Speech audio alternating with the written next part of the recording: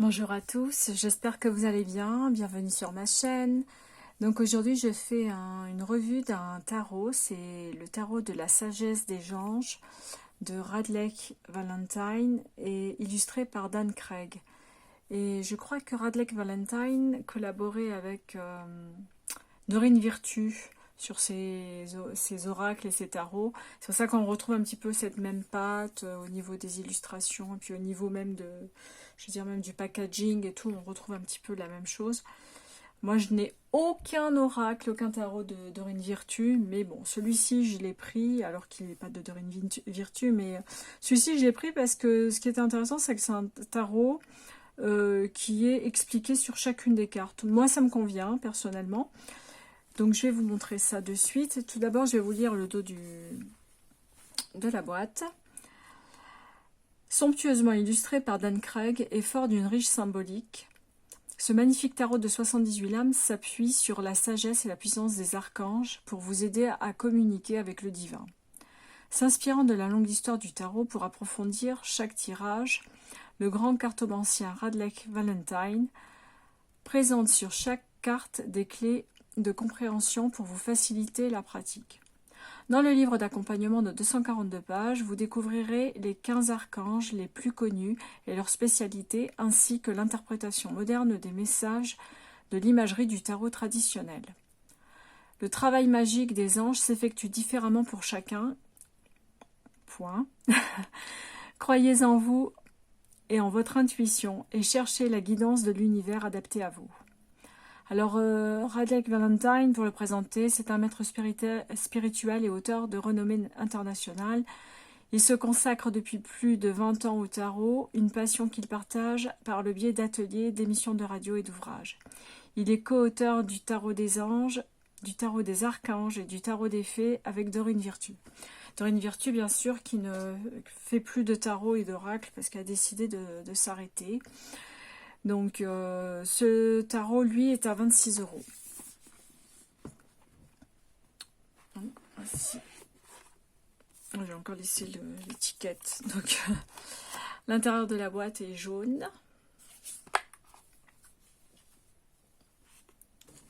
Alors, je vais tout sortir, comme ça, ce sera fait, si ça sort. D'accord. Bon, je vais laisser les cartes là. Elles seront prêtes. Je vais vous montrer le booklet. Effectivement, 242 pages, ça fait des pages. C'est un gros booklet. Effectivement. Pour les archanges Auriel et Gabriel, avec ma gratitude pour les épiphanies sans fin. Donc, ces petits messages au début. Ensuite, on a le sommaire. Donc, bien sûr, comme c'est un tarot, on retrouve les majeurs et ensuite les mineurs avec les suites de feu, d'eau, d'air et de terre. Voilà. Il y a une petite introduction. Comment travailler avec ce tarot. Bien sûr qu'il s'est inspiré du Rider-Waite. Donc les mineurs sont illustrés. Oula. Ouais, c'est vrai qu'il y a pas mal d'explications. Donc je vais peut-être sauter un peu tout ça. Parce que sinon on est là encore demain. Donc il y a plusieurs tirages, on peut faire des tirages une carte, 3 cartes et 5 cartes, voilà 3 cartes et puis la croix celtique, comme d'habitude. Bon, enfin c'est un tarot, donc rien de spécifique. Donc en fait on a sur la carte, on a un mot-clé, l'archange associé et le numéro de la carte. Et pour les mineurs, on a le numéro de la carte, suite de la carte, l'archange associé et la carte sagesse. Voilà. Alors attendez, je vais essayer de trouver les cartes. Voilà, l'impératrice par exemple. Donc il n'y a pas l'illustration, on a juste le message de l'impératrice. Et on a d'autres significations par rapport à ça. Si vous voulez, je peux le lire vite fait. Donc l'impératrice, par exemple, l'archange Gabriel vous motive à faire de vos rêves une réalité. Donnez-leur de l'amour, mais laissez-les ensuite se réaliser librement. Donc ça, c'est le message de la carte. Et ensuite, on a une petite explication. Assez d'introspection comme ça, c'est le moment de s'y mettre. Vos projets sont solides et vous avez préparé tout ce qu'il fallait pour assurer leur réussite. Bien sûr, il y aura sans doute ici et là quelques imperfections dans vos plans qui vous imposeront des réajustements au fur et à mesure que vous avancerez, mais ce n'est pas grave. La période est particulièrement favorable aux projets créatifs. Si cette carte peut parler d'une grossesse ou d'une adoption, il est probable que le bébé en question soit simplement ce que vous créez. Comme un enfant, votre projet vous demandera amour et dévouement. Votre question portée sur le fait de prendre un animal de compagnie, allez-y, c'est le moment. La période peut être favorable à une reconversion, une création d'entreprise, si c'est ce que vous désirez. Et si vous aviez envie de vous offrir un produit de luxe, l'impératrice vous dit « Vas-y, tu l'as bien mérité ». Prenez la magie du magicien, couplez-la à la planification et à l'intuition de la grande prêtresse et allez faire des choses fantastiques. Alors il y a une autre signification, d'autres significations qui concernent cette carte de l'impératrice. Donc la nécessité de se percevoir comme mère de l'invention, des efforts couronnés, de succès, l'amour du luxe, accomplir beaucoup de choses, prendre soin de soi ou d'autrui, passer du temps dans la nature, une excellente santé. Donc moi ce que j'aime bien, c'est qu'il correspond tout à fait à ce que j'attends du tarot, parce que moi je n'attends pas à ce que le tarot me lise l'avenir. Pour moi, le tarot me donne un positionnement dans mon parcours. Parce qu'en fait, quand on entreprend quelque chose dans la vie, on passe par toutes les étapes du tarot, par toutes les grandes arcanes, les arcanes majeures. Donc, il est tout à fait normal qu'on subisse tous les événements, peu importe le projet, que ce soit professionnel, amoureux, voilà, une adoption, comme c'est indiqué dans le booklet, bah, en fait, on va passer par toutes ces étapes de doute.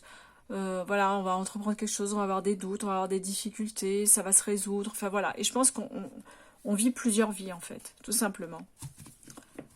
Et le tarot nous indique à quel moment nous sommes de notre parcours. Et c'est ça que j'aime beaucoup dans le tarot. Alors, voilà, j'ai fait le focus. Normalement, ça devrait être bon. Donc là, c'est le rêveur, qui est la carte 0, en fait. C'est le fou, en fait. Donc, on a un petit message en bas. Je ne vais pas tous les lire parce qu'on y est là encore demain matin.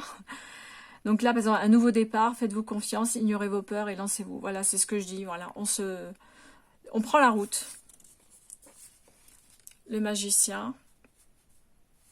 Donc c'est celui qui a toutes les clés en main pour commencer. Et on continue. Donc la grande prêtresse, c'est ce qu'on vient de lire justement. Méditez et tournez-vous vers l'intérieur pour découvrir le véritable désir de votre âme. L'heure n'est pas à l'action. Développez vos dons intuitifs et faites confiance à la sagesse reçue. Donc c'est le moment de méditer, de réfléchir à ce qu'on a entrepris. Et c'est en ça que c'est intéressant. Non, je crois qu'on a lu l'impératrice. Je dis une bêtise. On a lu l'impératrice. Donc je vais quand même lire le petit message de l'impératrice. Donc l'impératrice, il est temps de passer à l'action, donnez vie à vos rêves. Les projets créatifs seront très fructueux, abondance et prospérité. Je trouve qu'il est plus que parlant, il est clair et limpide. On est vraiment dans un tarot de méditation comme moi je l'entends en fait. Donc le sage conseiller, les amants. Voilà, on retrouve toutes les majeures en fait. Hein. Donc voilà, on est à la référence de l'archange et le numéro associé. Il faudrait que je reprenne le booklet pour reprendre tout ça, mais l'essentiel c'est que je vous montre déjà le tarot, à quoi il ressemble. En plus j'aime beaucoup, ce sont des cartes mat, et par contre voilà, j'ai fait la même erreur que la dernière fois, je ne vous ai pas montré le dos et je ne vous ai pas montré les tranches. Donc le dos est comme ça. Sympathique. Alors on retrouve toutes les majeures là. Et au centre on a la terre. J'aime bien la couleur un peu marron, caramel. Les tranches sont dorées. Bon moi je vous avoue j'aime pas les tranches dorées. Hein. Donc je sais qu'il y en a qui... Moi j'aime pas ça parce que ça s'abîme à la longue. Et même quand on les utilise pas beaucoup, souvent, ça se fade sur le côté, c'est vraiment pas joli. Il devrait vraiment cesser de mettre, enfin pour moi, il devrait cesser de mettre des tranches dorées. La roue, à force. Voilà, le pendu. il est dans une position désagréable, mais c'est le moment de s'éveiller, de prendre conscience de ses actes pour réfléchir et puis ensuite partir sur autre chose. C'est en ça que je trouve ce tarot très intéressant. Et c'est comme ça que je vois, que je perçois le tarot. Donc pour moi, c'est vraiment un tarot superbe.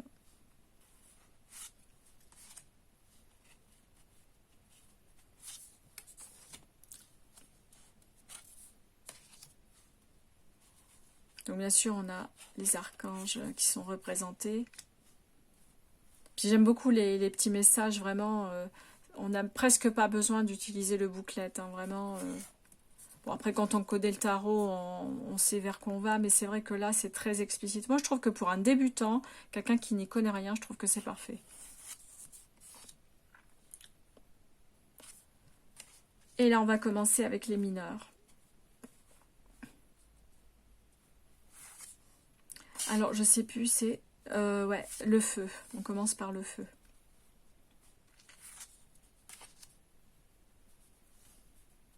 Est-ce que je suis bien positionnée? C'est bon pour vous? Elles sont très belles. Alors, c'est un mix de photomontage et d'illustrations. Je pense que c'est fait par ordinateur. Mais franchement, ça s'associe bien et c'est joli. Moi, je trouve que c'est vraiment très joli. Personnellement, j'aime beaucoup. En plus, c'est très coloré, c'est très lumineux. J'aime bien.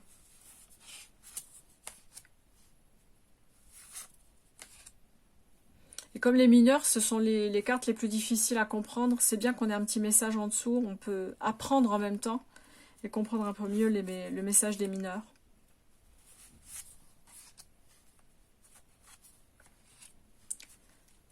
La reine de feu. Et là, on commence avec les coupes. Donc l'eau.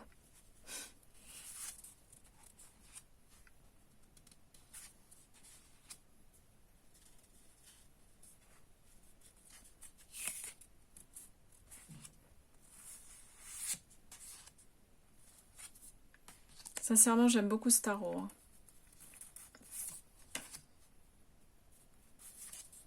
Bon, après, les cartes sont grandes. Hein. C'est vrai que pour un tarot, on a plus l'habitude d'être des cartes plus fines, enfin plus étroites. J'ai toute petite main, donc forcément. Je regardais s'il y avait une carte collée.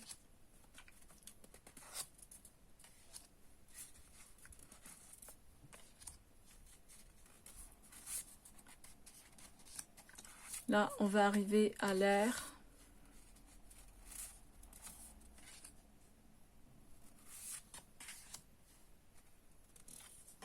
Je vous les dis pas toutes, vous les voyez, hein, sont numérotées. Et puis,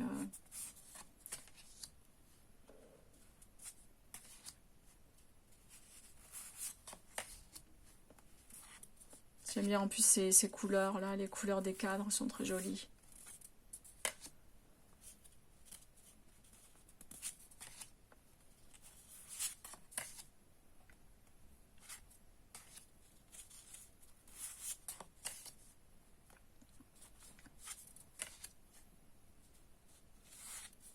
Et pour finir, on va finir avec les terres.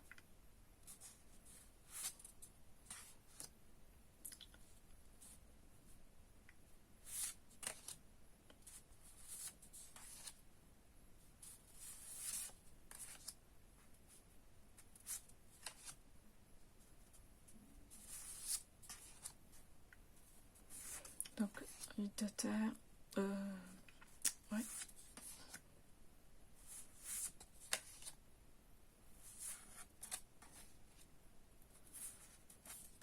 Qui correspond bien sûr au denier. Hein. Et voilà la reine. Et le roi. Le roi de terre ou de denier. Vous voyez, les messages sont quand même longs. Après, on peut ne pas aimer hein, le fait d'avoir des messages sur les cartes. Je peux comprendre. Moi, c'est pour ça que j'achetais pas les oracles, les tarots d'Aurine Virtue, parce qu'il y avait ça d'image et puis un gros texte. Bon, après, vous allez me dire, oui, mais celui-ci aussi. Mais ouais, c'est vrai, celui-ci aussi, mais disons que le texte, déjà, est un peu plus petit, et puis je trouve que Bon, déjà, comme tarot, il est beaucoup plus joli, il est plus raffiné, puis voilà, j'aime bien. Voilà, celui-ci, je l'aime bien. Il sort du lot par rapport à ce que faisait Dorine Virtue. Celui-ci change un petit peu, même si on retrouve un petit peu cette patte qu'on avait dans les tarots et oracles de Dorine Virtue. Là, je trouve que celui-ci est vraiment particulièrement joli. Donc voilà, donc c'est le tarot de la sagesse des anges. Donc n'hésitez pas à me dire si vous l'avez déjà ou me faire un commentaire s'il vous plaît ou pas. Enfin moi en tout cas je l'aime beaucoup. Je trouve très joli et franchement je suis pas déçue de mon achat.